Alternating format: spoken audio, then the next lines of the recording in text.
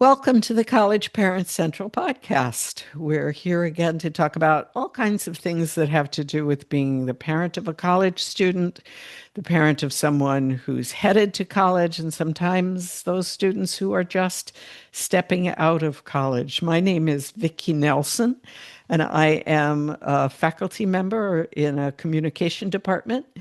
I teach those things that everyone wants to avoid. And I am also, even more importantly, the parent of three daughters who have all gone to college and come out the other side, but I have lived this as a college parent as well as a faculty member. So this is something that I deal with every day and I love talking about. And I am very excited because I am here today with my one of my co-hosts. I'm going to let her introduce herself, and we have a very special guest. So, Elizabeth, I'll hand it over to you. I'm Elizabeth Hamblet, and I am the parent of two young adults who have made their way through college. I am a part-time university learning disabilities specialist working directly with students registered with our office, and the author of Seven Steps to College Success, a pathway for students with disabilities. And I am just fangirling here because Dr. Willingham is my source for everything learning. And so in my job working with students, I talk to them about time management and study strategies, test preparation, and reading. And my work comes from the work that he does. And so I found his work a couple of years ago and became immediately entranced by the fact that research exists that shows us what strategies are effective and which aren't. And I use that to inform my students and work with them. And so I was so delighted when his new book for students came out, and it is Outsmart Your Brain, Why Learning is Hard and How You Can Make It Easy. Um, and this book, yes, says we are. People on I the forgot we were podcast recording. can't see Thank you. this, Here's but my we're copy, and you can't. holding it up. Yeah, you can't even see all the highlighting in here. But not only does Dr. Willingham take all of this research and make it really accessible and comprehensible in his book, but to my great delight, because social media is a way to reach young people, he is also making TikToks for his TikTok channel. And it is such a lot of effort. And so it's so exciting to me that there are so many different ways to reach students and get this information to them. So, with this rambling introduction, I'm actually going to ask Dr. Willingham to tell us more about, how he started in his field of study and everything else that he's doing that we don't know about, and also talk about why not only did he write this book, but think it was important to take the great time and effort to make videos for students. Well, thanks so much, Elizabeth, and thanks to you and Vicki for having me today.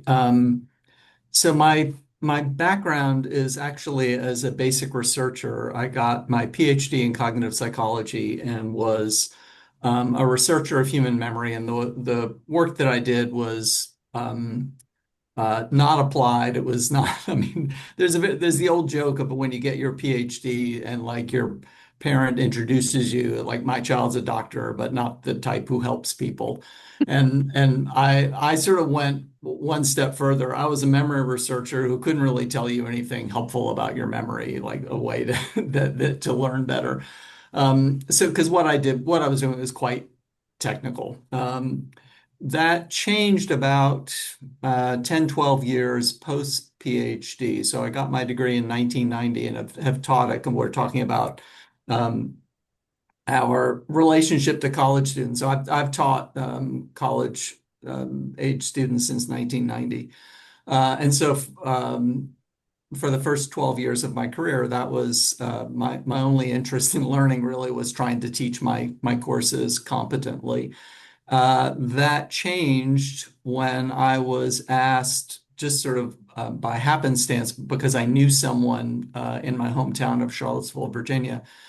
He asked me to address a big gathering of teachers, a teacher convention with about 500 teachers. And I said, that doesn't make, I don't know anything about classrooms. That doesn't make any sense. And he said, well, no, it's okay. We get that. We just think they would find it interesting to hear something about cognitive psychology. So I rashly said, sure, I'll talk to a bunch of teachers. And then like 6 months later, the talk was coming up, and I realized, oh my God, I'm going to have to figure out something to say to these people. And what terrified me was, like, in the interim, I realized, what in the world am I going to tell educators about how people learn that they don't already know, like that would be practical.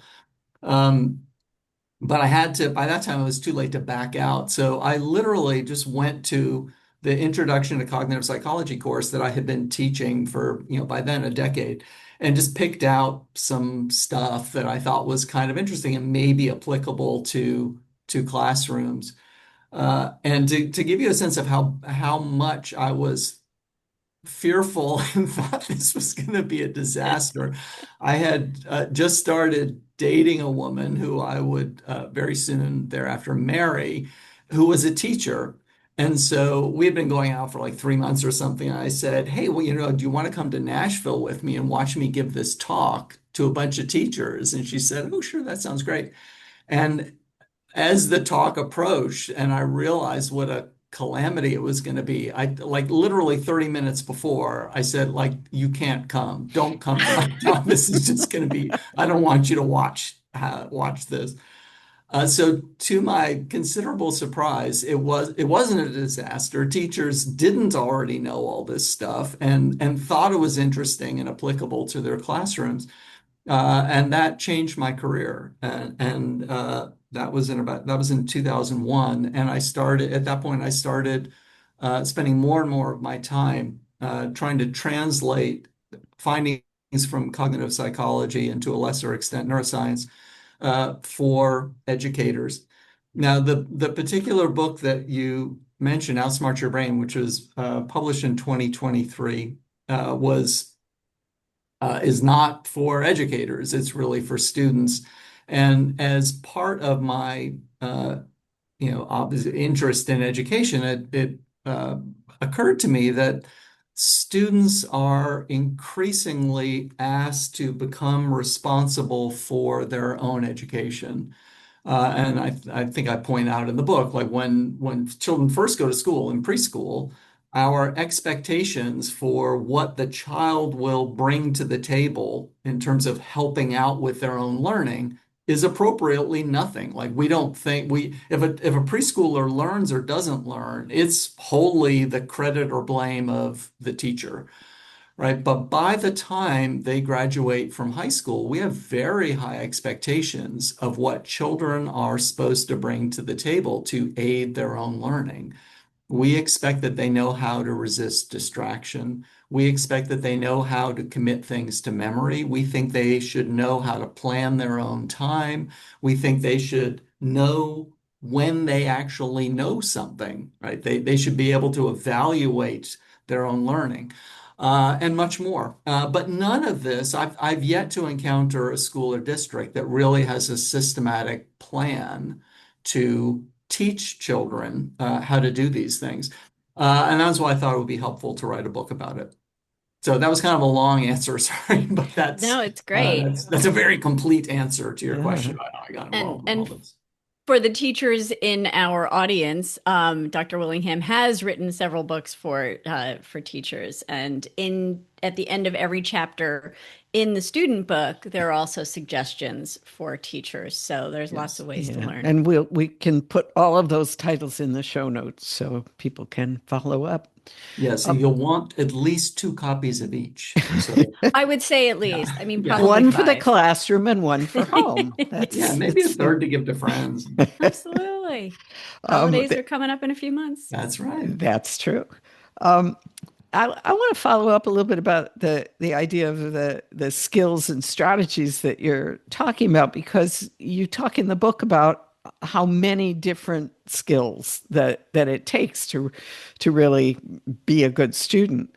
And it granted, I went to college a few years ago, so I'm curious. it seems to me I don't have any memory of anyone teaching me study skills, teaching Yeah. me a lot of the skills and strategies and things that you talk about in your book that make so much sense. Uh, and I'm just wondering, have have students changed? Have times changed? Was I just lucky that I sort of figured it all out? Yeah, I mean, I think you were probably lucky in part. Well, I actually don't know how it went for you, so I don't know how lucky or unlucky Okay, you were. okay. Uh, well, the way I characterize it, I mean, when we think about college students, like these are some of the most successful students in our system, right? These are students who have managed Yeah. to graduate from high school. They were successful enough that they Hmm. wanted to continue. They applied and were admitted. They're currently enrolled. Like things are going okay, right? So these are pretty Hmm. successful students. But we do have data on the study strategies these students use. And the way I characterize it is that they're doing well in spite of their study strategies, not because of their study strategies. So most of them, it's not that like, what they're doing like doesn't work at all. Like they are, succeeding after a fashion, but they're using extremely inefficient strategies, and they could be spending less time and just Mm. sort of being more efficient with their time. And the reason we know this is that this work of evaluating how college students in particular, deal with the tasks that are set for them in college. This started at UCLA and then at Williams College. So some of the most selective institutions, researchers just went to students and said, "Tell us how you study. Tell us how you plan your week. Just sort of asking students." And so we have pretty good data on what students do. Yeah, and so we know that they're mostly not using very efficient strategies. Yeah. I love that in your book you don't just tell them what to do, you tell them you describe what they're probably doing and why it's not working. Yeah. And And so that's what's Vicki, that's what's so interesting is like you said, I don't remember anyone teaching me a way to do this. And that continues to be true. And again, if you ask college students, you say, okay, you've told us how you study, like, why are you doing it that way? Mhm. They very seldom say, well, no, I was taught to do it that way. It's much more often, I kind of figured it out on my own, Yeah. or that's the way my sibling did it, or I saw a YouTube video that suggested it, something like that. And yet, they frequently home in on similar strategies. And so this gets at, there's something that's guiding them. It's not that it's the most efficient strategy that's guiding them. Instead, it's a strategy that feels like it's Mhm. working, but Right. isn't very effortful. And learning requires some effort, right? It does. I was actually just talking with a data scientist and learning guy about this at dinner last night of whether learning always has to feel effortful. Hmm. It's not clear to me, honestly, whether it does or doesn't. Some people like the idea, like it's, if you're miserable, then that's a really good sign. I'm not so sure. No pain, And no people, gain. yeah, no pain, no gain. And people used to say that about Latin in particular. It's like, well, the best thing about it is kids really don't like it. And that's, that's reason enough for them to have to learn Latin. Yep. I definitely disagree with that. And I'm unsure about, I mean, like, and again, like it gets really inside baseball. Like, you could say clearly there are times when you're learning something, you're really engaged and it doesn't feel effortful. And so, Hmm. but it could be that it's like, by some definitions of effort, like it's actually very effortful. Like you are really focusing attention at that moment. That's what we mean by effort. And you just don't mind focusing Hmm. attention. And that's why Mhm. it feels like it's not effortful. Um, but broadly speaking, I think that, saying students lean towards things that feel like they're not very hard, we don't need to get super technical about what it means to feel hard or whether learning always feels hard or whatever. I think and again, I don't have like, this is an interpretation of some other hard data on what students do. Hmm. But the idea that they're doing it because it feels easy is an interpretation. It's not, we don't have great data on knowing exactly why they do it. So it it seems I just sort of want to follow that thread a little bit because as you're talking about easy and hard, it also seems that one of the themes that runs through a lot of your book is the idea of active versus passive Yeah. approaches to learning, um, and and I'm wondering if because this is a well, maybe to ask you to talk a little bit about that idea of active versus passive for learning, but then because this is a podcast for parents, and I hope they will say to their students, gee, maybe you want to listen to this podcast. Um, but are there things that parents can do to help students understand that difference and encourage them to take that more active approach? Sure. I mean, you all, this is a parents podcast, so you've I'm sure covered this frequently. Children are, at least my children, are not always open to study advice from their parents. I mean, I like, have no Really? idea what you mean. No. I mean, well, as far as my youngest. So I didn't mention this. I've got one who's already graduated at college. I've got two who are in college now. And my youngest was recently talking about, she just started college and she was saying like, yeah, it's really challenging. Like there is a lot of reading, there is a lot of work. She said, like, I don't know, I feel like I need to like look up somewhere like study skills or something. And then she sort of realized, she's like, oh yeah, Dad, like you know something about that, right? I'm like, well, yeah. Couple of So, things.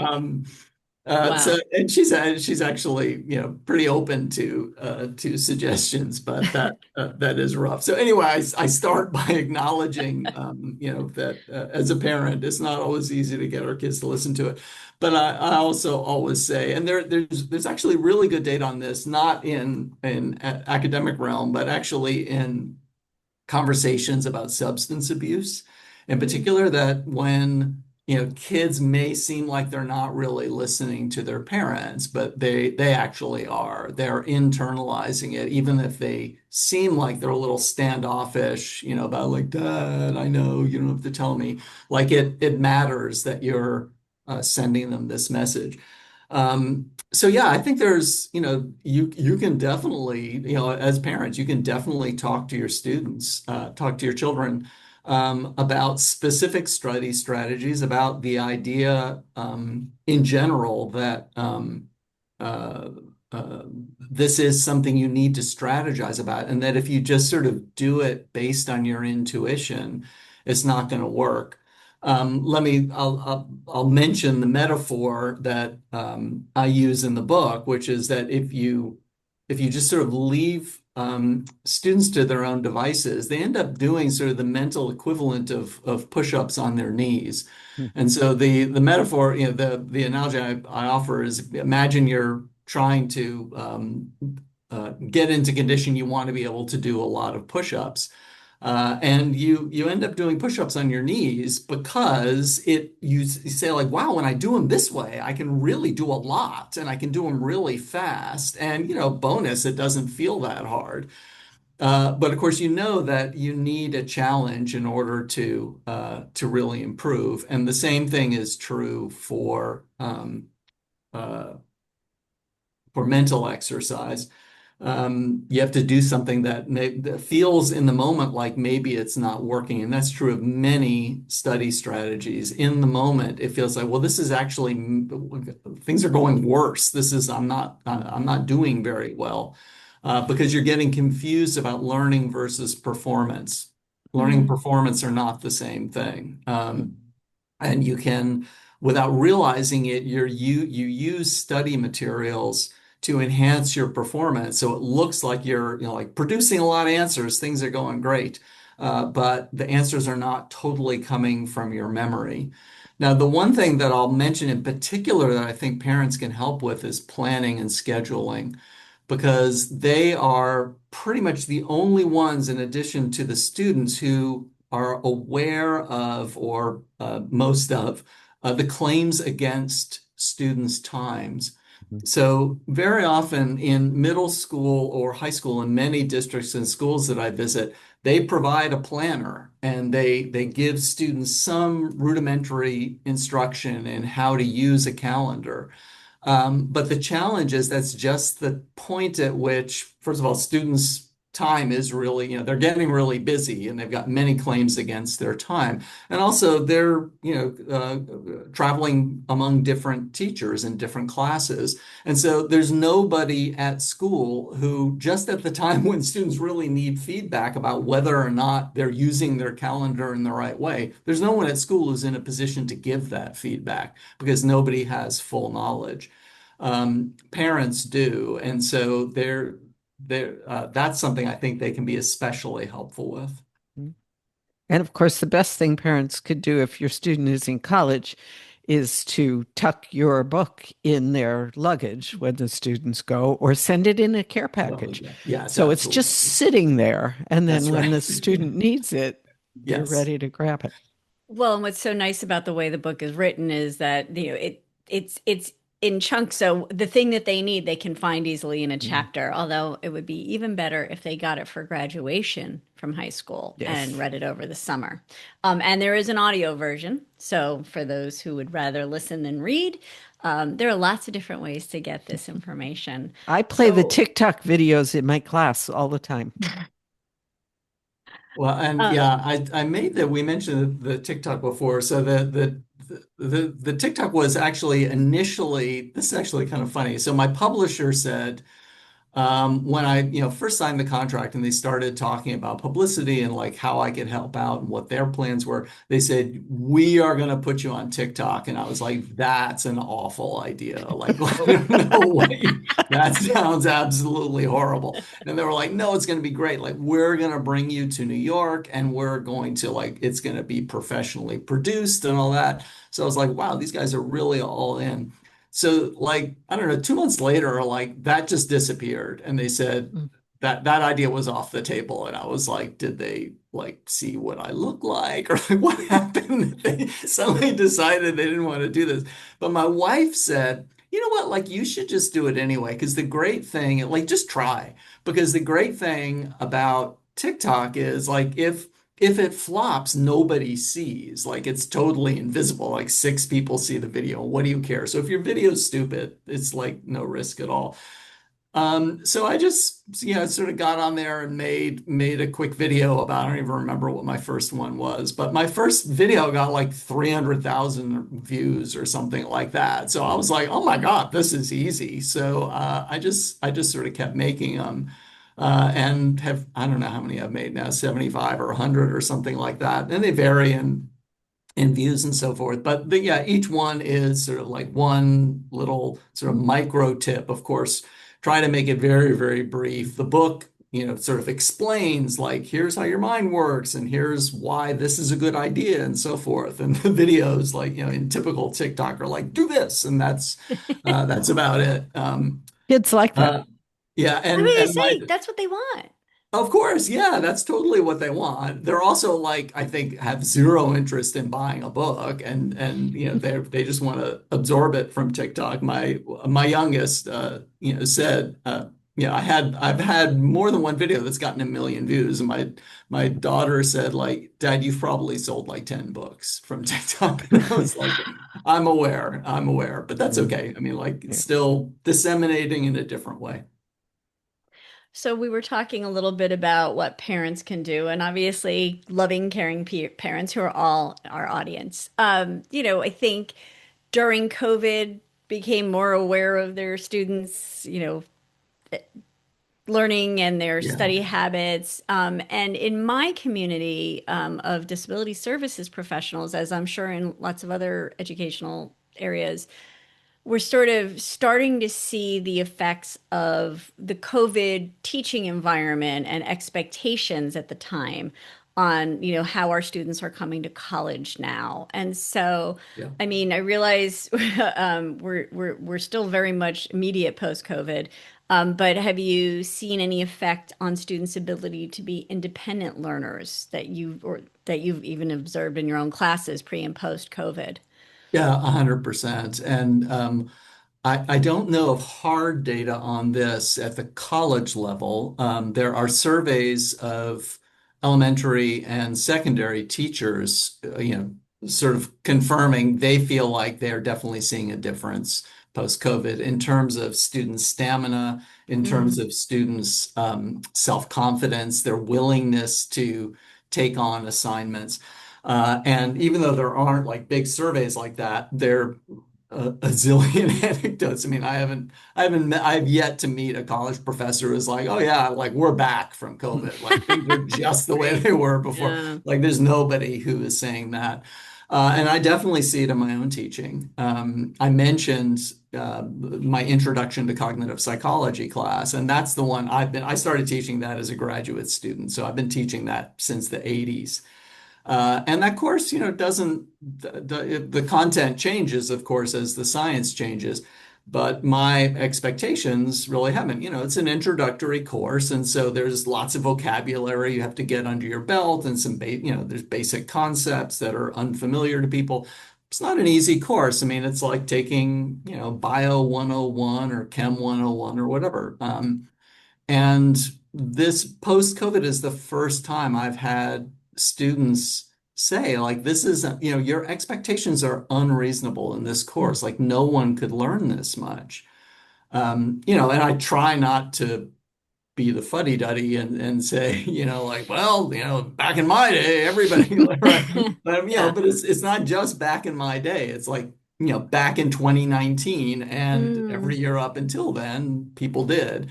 And they didn't love it because they thought the course was hard, but they recognized that, this is sort of what college is. So yes, I think I definitely see a substantial difference in student expectations post-COVID. And even before that, I was just curious, since you've been doing this for some time, back the old, back in my day, but do you see differences in student study and learning habits since you initially became a professor? I mean, is it noticeable, any changes? No, I don't think so. Yeah, I don't think for better or worse. Okay, It's really all post-COVID that interesting. that things have changed. Yeah, And I, I mean the NAEP scores just came out for 12th mhm. grade reading this morning. They're really bad. I mean, this is a consequence of, and so, students who are in college right now are sort of living with the aftermath of COVID from when they were in high school. And yeah, it's they don't have the skills. And so getting back to sort of what parents can do and what educators can do about this COVID problem. I mean, I recommend a two-part strategy. One is like, expectations need to be what expectations are, like what is appropriate work for a college freshman to be doing. Like if you're taking, Chem 101 or English 1 or whatever it is, like we can't just say like, well, from here on, there we just expect them to learn less. That doesn't make any sense. But at the same time, as that is going to be new to students, right? Those expectations are going to seem um, much higher to students, and so we need to also expect to offer more support because they haven't been doing work at that level up to this point, and they don't have the background knowledge that students that we were used to 5 years ago or whatever. And so we have to account for that about how we're going to bring them up to speed. And also they don't have the skill set. So we need to provide that instruction and support, not just setting high expectations, but also giving students the tools they need so that they can meet those expectations. I so I want to sort of follow that up with a question. I teach mostly freshmen, some sophomores, but I mostly have them deer in the headlights as they come in, and Yeah. they're hit with those expectations and all of that. And it seems to me there are often, I mean, there are lots of students in the middle, but there are some students who manage, um, they could do a lot better, but they're staying afloat. And then there are those students who, when they're faced with all this, they crash and burn. Yeah. It's a disaster. And I'm wondering, is it, if you have any thoughts about whether it's, sometimes I think those students who crash and burn actually have an advantage because they've figured out that everything they're doing doesn't work, where those students who are managing think they're doing okay. And I'm wondering whether there are any thoughts about which is, who is it easier for or harder to make these shifts? That's a really interesting observation, and it strikes me. I mean, the first thing I think of is like, well, this is something, could be an empirical question, and there are data somewhere. Like, what are the outcomes for the students who have a disastrous semester? How many of them sort of get their act together and figure out, okay, like what I was doing was Mhm. just not working, and then end up, really sort of rocketing ahead, and how many don't do that and give up and or whatever. And I don't know the answer to that. It is the kind of thing. I mean, as you know, first gen status is a predictor of trouble in college. A lot of these students really struggle in college, and there's more than one interpretation about why that is. But sort of having setbacks and then not having either the self-confidence that I really belong here, there's no doubt that I am a college student and that I will succeed. Obviously, that sort of attribution is very important for what you do when you have a setback, and everybody has setbacks when they're in college. And then the other thing is, having knowledge. It's all very nice to say, like, I need to do something different. Do you know what it is you're supposed to do? And if you Mhm. don't know what to do, do you know where to look to get that information? Um, so yeah, that's what Yeah. strikes me And as relevant. I'm so Mhm. sorry. I'm just so excited. So Vicki just did an episode recently on resources on campus. So especially for these first gen students, for parents who are listening and everybody's parents, it's really important to let your students know that there are all sorts of help resources on campus and that they exist because we do expect students to struggle. Yeah. There's a common expression that college is not grade 13, or at least it's common among people I know working at the college level. And Yeah. so, the expectations are increased, as Dr. Willingham said, and they're also in so many cases managing their own lives, the time management, the personal hygiene, the sleep hygiene stuff. And so a lot of schools have writing centers, they have tutoring centers, they may have academic coaching to help students start to learn to manage their time. Counseling centers are really important for mental health.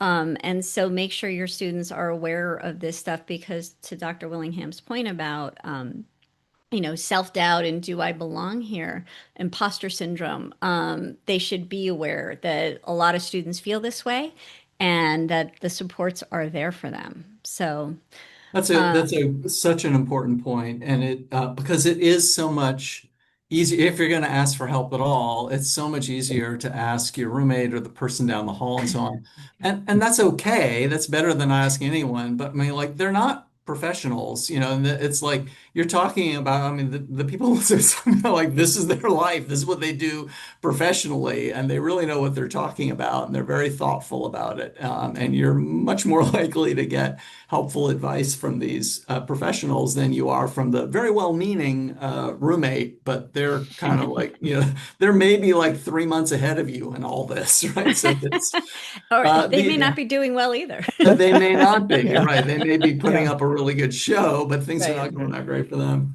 The other thing that occurs to me, and I wish I'd mentioned this before when I was talking about higher expectations, for that educators are placing, and that they also need to make sure that they're giving students tools. The other thing they need to do is express confidence to students that students can meet those Mhm. expectations. Yeah. And I sometimes say if you're going to boil down all of the education literature and by the way, the parenting literature as well into a sentence, it would be something like set high expectations, express confidence they can be met, and promise support in meeting them. Right? You need all three of those elements, and that's yeah, definitely applies here. Vicki, if it's okay, I want to jump in with one of my questions here Yeah. because it Yeah. sort of seems to dovetail a little bit on this. Again, I come to this conversation as perspective of somebody who works in a college disability services office, and as part of my job, I review students' requests for accommodations. And I'm seeing students coming out of high school who have been accommodated with, for instance, copies of the teacher's notes or study guides prepared by a teacher. Um, being allowed to have a formula sheet or a set of notes and, well-meaning, loving parents, and again, I'm assuming it's parents' request and I should not do that, but well-meaning adults sometimes provide these accommodations for students in high school because things are challenging for students based on their disability. But I am a great believer, as you just talked about, this concept of self-efficacy, right? Believing that you can do things and having the adults around you is part of self-efficacy, I guess. You know, and that you succeed by doing it things and maybe not perfectly, but if you do them, you'll believe in your ability to do them. So this is an awkward way to get around to, are these accommodations, in your view, counterproductive? Not just because, from my perspective, they're probably not going to get some of those accommodations, getting a Mhm. formula sheet or notes. I have no data, but from the conversations in my community of professionals, it's not doesn't appear to be commonly approved. Instead of copies of the professor's notes, and I mean, would anybody understand your own notes, Dr. Willingham, lecture notes, if they were to get a copy of them?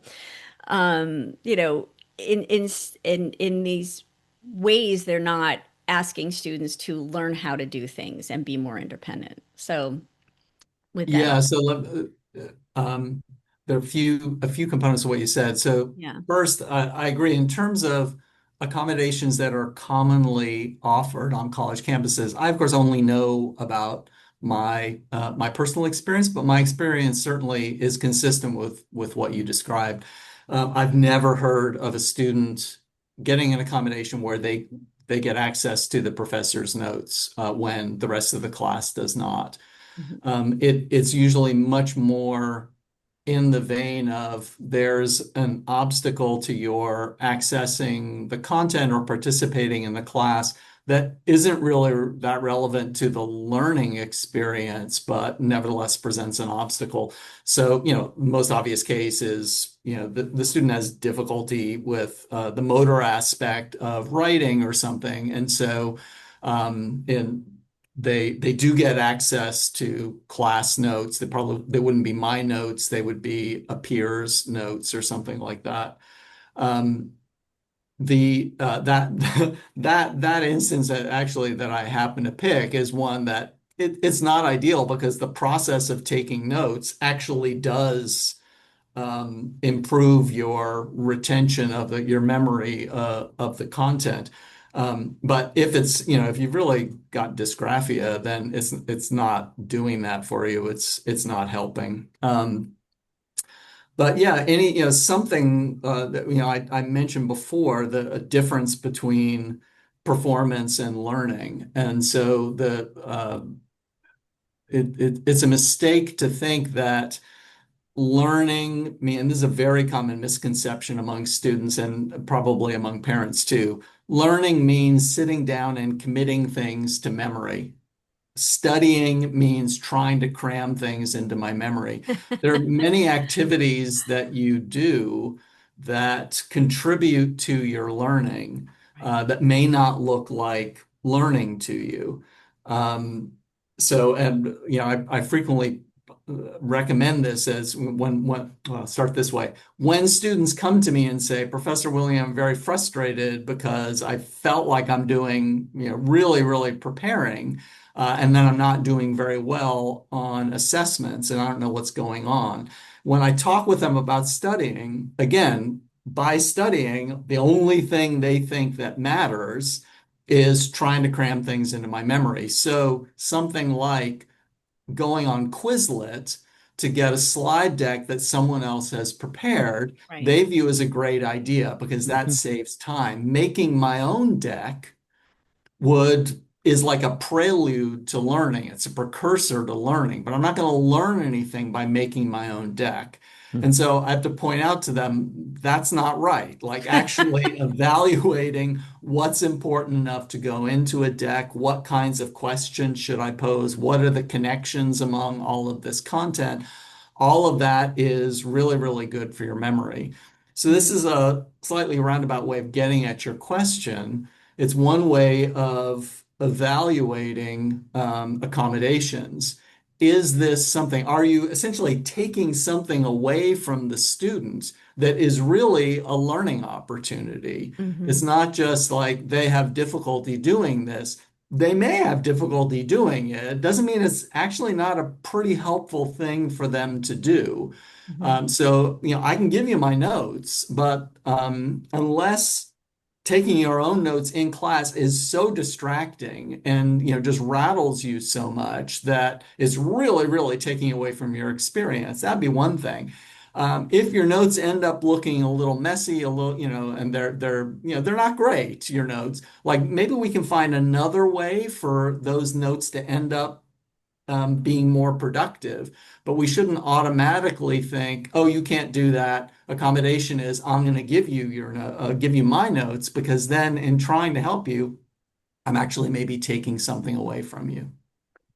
And for those wondering about note-taking accommodations, I have a Substack post that we'll put in the show notes about note-taking and how colleges often view that. And so even there are no current, the only data we have is from an old study, and 16.8% of students in this nationally representative sample got copies of notes from a note taker, but that's also before technology exploded and Yes. all of these apps, came along. So my guess would be that fewer students are getting human note takers, except as Dr. Willingham said, in cases of students with actual physical limitations on their ability to take notes.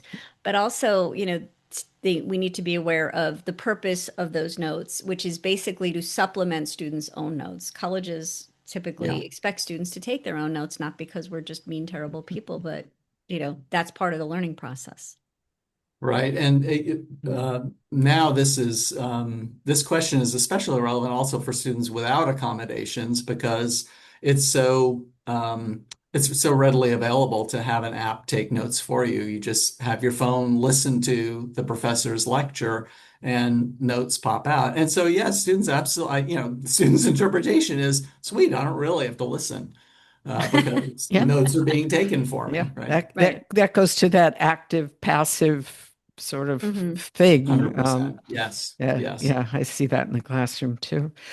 We were so excited about having this conversation because we know how useful this is, and we could keep talking and asking you questions for about the next 3 hours, but I suspect you have other things you need That to sounds do. terrible for you and your Um, listeners. I would have a uh, marvelous time, but that's Okay, well, let's keep going. yeah. We'd love to, but we do need to sort of wrap things up. I think, especially for parents, I really love, and I don't want to put words in your mouth, but this for me, there's a summary in what you said just a few minutes ago about those three things to communicate to students, because I think that is something that parents can actually do. And that is that idea of high expectations and the confidence that you really can do this thing. And then I'm going to provide the support for you or help you find the Yeah. support you need. And so, for any parents who've made it this far in listening, and are saying, yes, that's great, but that's all information for students, I think there's really a message there, that they have an important job. And I'm so glad you brought that up, Vicki, and it's maybe worth explicating just a little Yeah, bit. I mean, do. the high expectations is maybe obvious, maybe not. I mean, you express high expectations because if you have low expectations, that sort of indicates like this is what I think you're capable of, Yeah. right? But at the same time, simply saying like I expect A's from you, that's Mhm. sort of scary, right? It's like, okay, like you're a tough guy, but like I don't think I can get A's like that. That sounds terrible to me. So it's very important that you also express like I know you can do it, and I have confidence in your abilities. I think this is wonderful for children to hear from their parents. It's wonderful also for them to, some, depending on your relationship with your parents, you may also think like you're really naive. You think I can get A's. I know good and well I can't. And that's part of the reason why that third component is so important. It's like, gee, Dad, it's great that you want me to get A's. It's great you think I can do it. I really am not so sure I can do it. And so saying like, I am going to be there to be sure that you have the Yeah. tools Yeah. to figure this out. I'm going to be with you. We're going to figure it out together if you struggle. That's much more reassuring to students. Mhm. Yeah, that's helpful. I almost wonder whether parents and students can work together on the expectations as well. Let's together create what we expect. This has been That's a wonderful. really that's such a nice point. Yeah, you mean just sort of sitting down, having a Yeah, conversation yeah. about here's how it's gone. I think you could do better. Like, what do you think? Yeah, and I mean, I know from talking with educators and parents. Yeah, a lot of times your kids surprise you. Like, your kids are in a way harder on themselves than you would be on them. Mhm. And they say, like, this is what my goal would be. And you're like, yikes, okay, like this that sounds great. Let's see if we can do it. Right? Yeah, But yeah, I mean it's inspiring too. Yeah, but and it also helps you like help them think through a plan B. It's like, right. okay, if you don't make the dean's list, like what would that mean? Like what would still be a good outcome and so on. Mhm. So you can kind of, talk them down if they are setting unrealistically high expectations and Yeah. of course unrealistically low as well. Well, and So, I go was gonna ahead. say, Vicki, and I think in that episode that I was just referring to, you guys also talk about, making sure that they know if things aren't going the way they expect with these high expectations to go reach out for that support. That it Mhm. isn't something about them if they don't, if they get to college and they're starting to Mhm. struggle. But that, the answer shouldn't just be, well, I wasn't cut out for this. My goals were. Right. Right. So much to think about. Tell us and tell parents, tell our listeners how they can find you, how they can find you on TikTok, how they can reach out if they need to. DanielWillingham.com has Okay. everything to which I own the copyright and therefore could post uh, an article is can be found at DanielWillingham.com, and there's lots of different Okay. topics there. It's also got links to my books. It's got link to my TikTok account and my X account. So yeah. Okay. And we will put all of that in the show notes. And once again, the book we are talking about today is Outsmart Your Brain: Why Learning is Hard and How You Can Make It Easy. So parents are going to want to get that for their students.